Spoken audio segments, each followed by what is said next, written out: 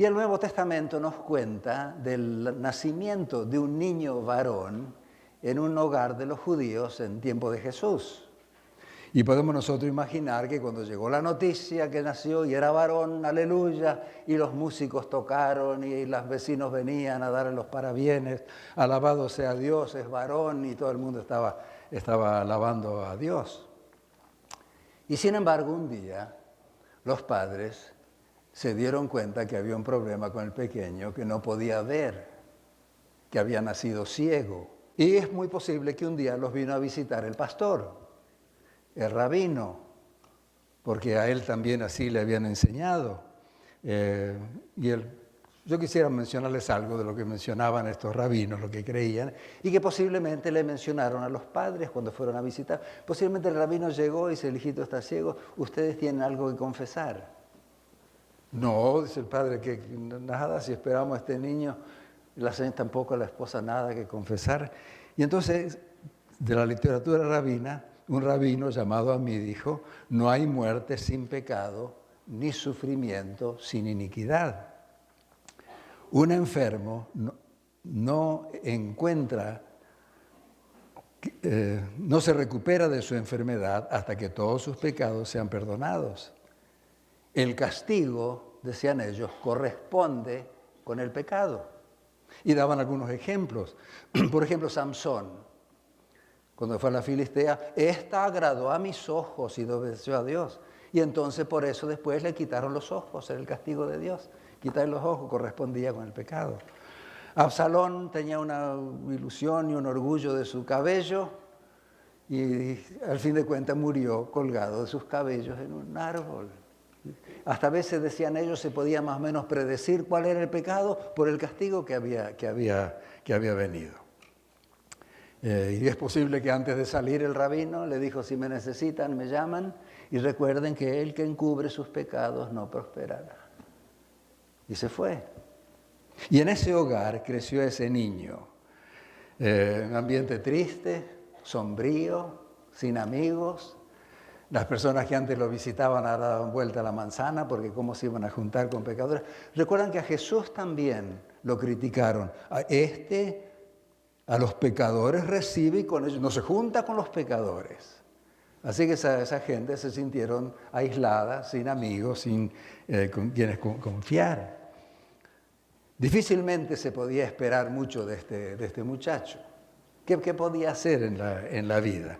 Ir a la escuela.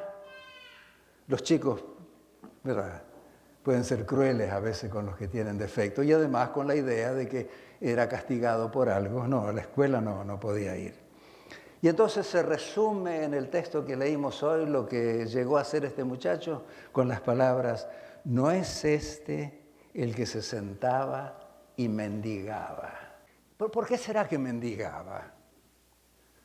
¿No será que era para ayudar a los gastos de la casa? Es muy posible que cuando supieron que el niño era ciego, el padre perdió el trabajo, porque la gente así era en esa sociedad, así le habían enseñado. No era solamente la ceguera que les preocupaba, sino también esa carga de culpabilidad que le habían metido en la manera de enseñarle la religión. Y además de eso, era sábado ese. El pobre chico mendigaba también los sábados. ¿Por qué no iba a la sinagoga? No, porque no iban los pecadores a la sinagoga, no los aceptaban. Y el sábado, pobrecito, estaba en la esquina sentado mendigando para ayudar a la familia. Y de pronto oye los pies de un grupo de personas que estaban viniendo. Se acercaban por ahí y pensó que tal vez salían de la sinagoga y calculó que venían tal vez unos 10 o 12 en el grupo y me imagino que enseguida extendió la mano.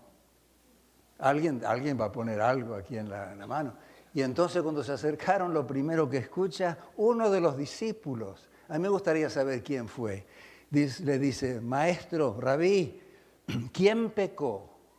¿Este o sus padres para que naciera ciego? Y yo me imagino que cuando el muchacho escuchó eso, recogió la mano y dijo, ¿por qué no se van a discutir su teología a otra parte? Tantas veces había oído eso. Y sin embargo, el rabino contesta, dice algo que él nunca había oído en su vida antes: ni este pecó, ni sus padres. El muchacho nunca había oído tal cosa en su vida. Y yo me imagino que en ese momento él quiso levantarse e irse lo más rápido posible a decirle a los padres: mira, hay otra explicación para eso. El rabino allí tan lindo dijo que no, ninguno de nosotros pecó.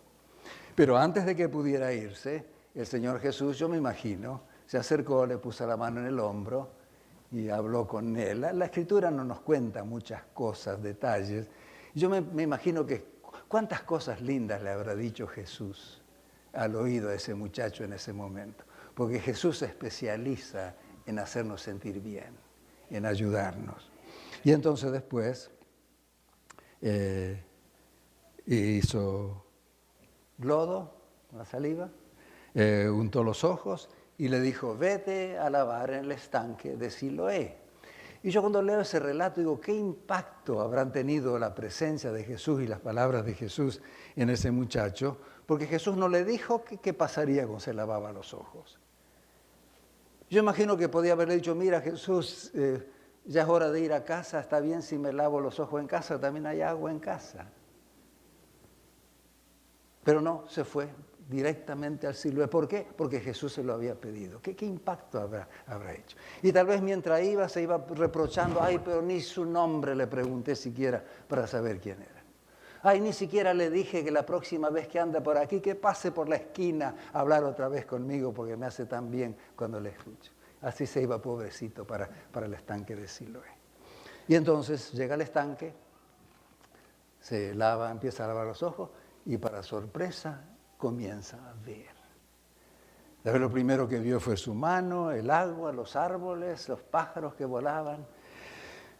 En la casa, posiblemente estaban preocupados los padres porque el cieguito no llegaba, y de pronto oye, no los golpecitos del bastón que venía como siempre, sino venía corriendo para darles la noticia. Y sin embargo, nos dice la Escritura que los fariseos se sintieron muy molestos con lo que había pasado. Había violado el sábado. Jesús ¿cómo podía hacer ese trabajo en sábado cuando eso no se hace? Y entonces llamaron al muchacho, querían hablar con él. Ustedes recuerdan el relato bastante largo, llamaron a los padres. ¿Es ese el hijo de ustedes? Sí. ¿Y cómo es que ve? Nosotros no sabemos, pregúntenle a él. ¿Y tenían miedo de decirle otra cosa? Y entonces el muchacho le dice: sí, a mí me quitó los ojos. Y entonces, pero no, tú debes saber que es un pecador ese señor, porque ha violado el sábado, eso no se hace en sábado. Y el muchacho dice: sí, es pecador, no lo sé, pero a mí me abrió los ojos. Y le preguntaron otra vez. Dijo: pero ¿por qué me preguntas? Ya les dije, quieren ustedes hacerse discípulos de él. Y entonces ellos le dijeron, fíjense cómo le contestaron al muchacho: tú naciste del todo en pecado y nos enseñas a nosotros, que somos los dirigentes religiosos, los que saben. Y entonces eso no es todo. Y dice, lo expulsaron de la sinagoga, lo borraron de la iglesia al muchacho, porque expresó su confianza en el Señor Jesús. Y la historia termina en forma tan hermosa. Al muchacho lo echaron de la sinagoga, lo borraron, lo sacaron, pero el Señor Jesús lo buscó. Y hallándole, Jesús lo buscó al muchacho. Pobrecito, estás expulsado de la sinagoga, pero me tienes a mí ahora, no te preocupes. Y entonces, a mí me llama la atención lo que le dijo Jesús. Yo creo que si yo hubiera estado en lugar de Jesús, hubiera criticado un poco a los dirigentes religiosos que enseñan esas cosas tan raras, los fariseos que no creen que no se podía sanar el sábado. Todo lo que le dice Jesús a ese muchacho es: ¿crees en el Hijo de Dios? Y el muchacho dice: ¿Quién es? Dice: yo soy que hablo contigo. Y el muchacho le adoró.